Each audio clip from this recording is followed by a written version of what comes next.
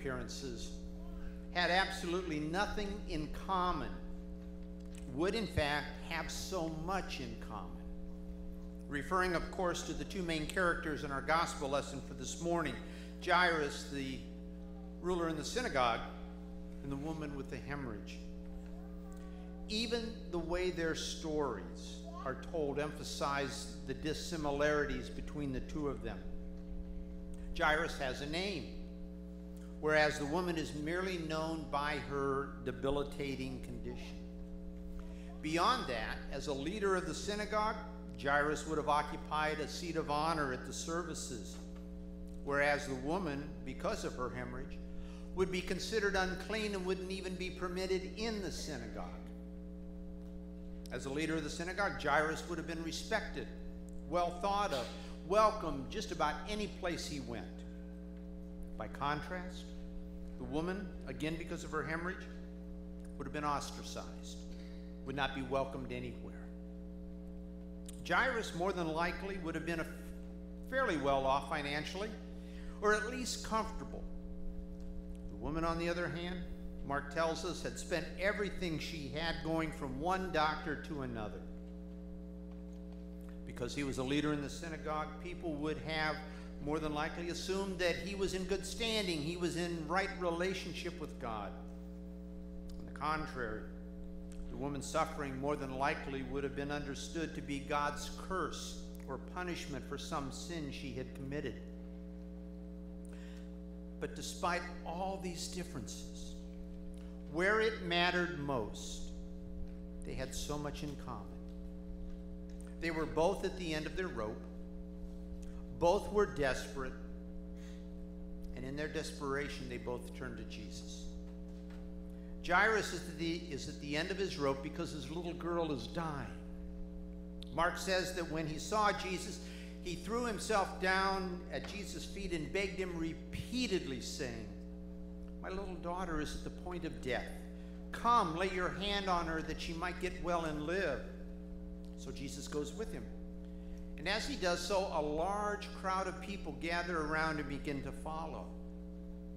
In this crowd is the woman who has been suffering with hemorrhages for 12 years. Despite spending everything she has going from one doctor to another, to another, to another, instead of getting better, she gets worse. Having heard of Jesus, however, and his power to heal, she is convinced that if she can just get close enough to Jesus to be able to reach out and just touch his cloak, she will be healed. So she weaves and makes her way through the crowd until she is able to get at a spot where Jesus is going to pass by.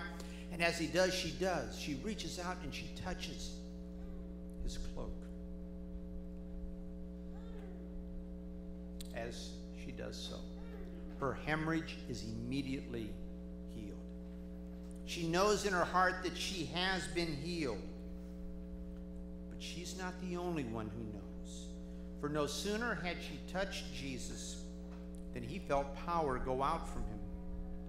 So he stopped, turned around, looked at the crowd, and asked, "Who touched me?" His disciples are beside themselves. They're dumbfounded. "What do you mean, Jesus? Who touched you? Look at all the people crowding around you. Surely there must have been at least 100 people that have touched you." But Jesus continued to search the crowd until this woman came forward and identified herself. After telling Jesus the whole story, he said to her, "Daughter, your faith has made you well. Go in peace. Be healed of your trouble." But in taking time to respond to this woman's need, precious, valuable time has been lost. So much so that as Jesus starts to continue the journey, messengers from Jairus' house come, and they tell him, "Your daughter's died. Why trouble the teacher anymore?" Pause for a second. Can you imagine? Can you imagine what must have been going through Jairus' mind? If I'm Jairus, I'm thinking, that woman. If only Jesus hadn't stopped for that woman. Why did she have to? Sure, Surely a little girl dying is more important than a woman with hemorrhages. But Jesus doesn't pay any attention to what the messengers say. He simply tells Jairus, don't listen to them. Trust me. Then taking only Peter and James and John, they start off for Jairus' house. Arriving at the house, they're greeted by confusion, loud crying, wailing. Jesus went into the house and said to the people, why all the confusion? Why are you crying? She's not dead. She's only sleeping. And with that, they laughed at him. And with that, he ordered them all out of the house. And then taking the child's mother and father and James and John and Peter, they go into the room where the child was laying. And taking her by the hand, Jesus says to her, little girl, I tell you, get up. And at that she got up and started walking around. Mark says they were all overcome with amazement. I guess so. I mean, wouldn't we be? Get up. And she does. That has to be one of the major understatements in all of the Bible. They were amazed. A few observations based on this story and from my own experience. Excuse me. If you've ever been there, if you can identify with either this woman in the story or the father of the little girl, then my guess is you know the frustration and discouragement that the woman must have known. 12 long years of suffering and no relief. 12 years of getting your hopes built up. Each time you are referred to another doctor or you hear of another treatment plan or another option. 12 years of going from doctor to doctor to doctor only to be disappointed again and again and again. You know the feeling of helplessness the father must have felt. And more than likely, you know the panic that goes with that feeling of helplessness. If you haven't been there, if you don't know what it's like to be at the end of your rope, just a favor, don't tune me out yet, thinking that what I'm about to say doesn't apply to you. For one of the things that I've learned over the years is that most everybody finds themselves at the end of their rope at one time or another in their lives. Some people find themselves there more than once. So the first observation is this. I believe that there are times when God actually brings us to the end of our rope. Now let me explain. If we pray for God to lead us, to guide us, and I assume that you do, sometime, maybe not every day, but haven't you ever prayed that, you're in the midst of a situation, you're not quite sure what to do, and you pray that God would guide you, that God would lead you? Do that often enough, and God is likely to get the impression that you're serious about it, that you really do want God to lead you and guide you. But then to pray like that and to continue to live in ways that frustrates God, ways that are inconsistent with and contrary to God's ways and how God would have us live, God more than likely will honor your first request and lead you. And God may very well bring us to a crisis point in our lives where we have no choice but to trust God. You see, God takes our prayers very seriously, I believe. And pray for God to guide us often enough. God will take us up on that. But even if God isn't orchestrating the details and the events of our lives to intentionally bring us to the end of our rope, God certainly allows us to find ourselves there, if for no other reason then that may be the only time and the only way we let go of the illusion that we are in charge, that we're in control, and then turn to God. For you see, by the time we find ourselves at the end of our ropes, more than likely we have come to believe that we have a certain amount of control over our lives. We believe that we can, in fact, make certain things happen, and we can likewise prevent other things from happening. As a result, we come to believe that we're in charge, that we're in control, that we're the ones who call the shots. And we believe that if we just do all the right things, everything will turn out the way we want it to. And that may work for a while. But then something happens that we can't foresee. Something happens that we can't control. And it can be any number of things. We can lose our job. A loved one can die. A spouse is unfaithful. For whatever reason, a marriage ends. Kids get into trouble. The report comes back from the doctor and it's everything we feared it would be. We have to admit that we or somebody we love is addicted, or we're betrayed by somebody we trust. It can be any number of things. And then what happens when we encounter that, we revert back to doing all the things that we used to do that kept our lives orderly and in place and gave us a sense of being in control. But when all the things that we used to do no longer work, we discover that maybe, just maybe, we were never really in control in the first place. We only thought we were. Have you heard the story? Wouldn't be surprised if you have, but just humor me and go along with me. Have you heard the story about the guy driving along, and it could just as easily be a woman? So they're driving along, an animal runs in front of the car, and they swerve to miss it.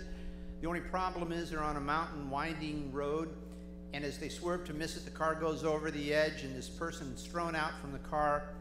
Fortunately, they see a limb from a tree, and they grab hold of the limb. Starting to kind of sound familiar? Have you heard this before? This person's holding on to the limb for dear life, and then calls out to anybody in earshot. Help! Is there anybody there? And surprisingly, a voice comes back. Yes, I'm here. I'll help you. Just let go of the limb. I'll catch you. Who are you? The calls out. I'm God, the voice answers back. Just trust me. Let go of the limb. Person thinks for a second and then hollers out. You know the story? What do they holler out? Anybody else there? Yeah. Anybody else there? Okay, so you know the story maybe. Why tell it again?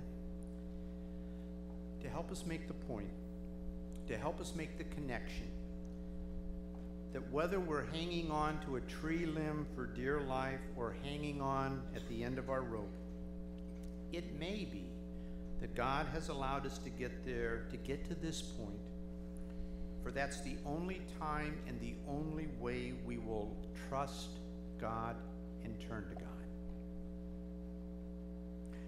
Turn to God and trust God as if our lives depended upon Him.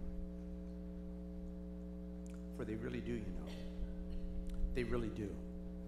They always have, they always will. That's the first observation. Second one, based on the story in our gospel lesson, confirmed, at least by my experience in ministry, it doesn't matter who we are. I mean, folks, it just flat out doesn't matter who we are.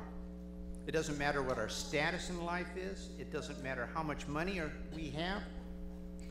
We all find ourselves at one time or another at the end of our rope. Now, granted, those with money and status may have more rope to work with, and as a result, it may take them longer to get there, but most everybody I know finds themselves at the end of their rope at one time or another. It doesn't matter how much money or how little money we have. It doesn't matter what kind of a job or what kind of a title or whether we're unemployed. It doesn't matter what kind of a house we live in or whether we're homeless. Being at the end of our rope is the great leveler in life. For when a loved one dies, or an illness strikes, or your kids rebel, or a marriage ends, or for whatever reason we find ourselves at the end of our rope, it doesn't matter who we are. That sense of helplessness and desperation, that panic and fear and pain, it's all the same. It's all the same. Third observation is that those who have found themselves at the end of their rope and have turned to Jesus have found that even though their life as they may have known it is over, there is far more to life than they ever imagined possible. They've learned that as they put their faith and trust in Jesus, Easter isn't just a Sunday that is celebrated in the spring. It's a way of life. They've learned that as they trust in and follow Jesus' resurrections and new life as a way of following deaths, both literally and figuratively. I would not be at all surprised. In fact, I'd be surprised if the opposite is the case. But I wouldn't be at all surprised if there are a number of you here this morning who know exactly what I'm talking about. You know what it's like to either be or to have been at the end of your rope and realize that your marriage is over, or that the cancer is real, or that your dreams will never become reality, and life as you know it is over. But you also have learned that out of death comes new life. And you know the truth that God has far more life to give than you ever imagined, than you ever dreamed possible. One last observation. When we find ourselves at the end of our rope, we have a choice to make. A choice as to who we will listen to and who we will trust. In our gospel lesson today, after Jesus has healed the woman with the hemorrhage, people from Jairus' house come and tell him that his daughter is dead. And there's nothing that Jesus can do for him anymore. It's too late. When we find ourselves at the end of our rope, there will always, trust me folks, there will always be those who tell us it's too late. There's nothing more that anybody can do. It is at such times that that's when we have the decision to make. Will we listen to them, or will we listen to Jesus, who simply says, don't be afraid, believe. In other words, don't listen to them, just trust me. May God help.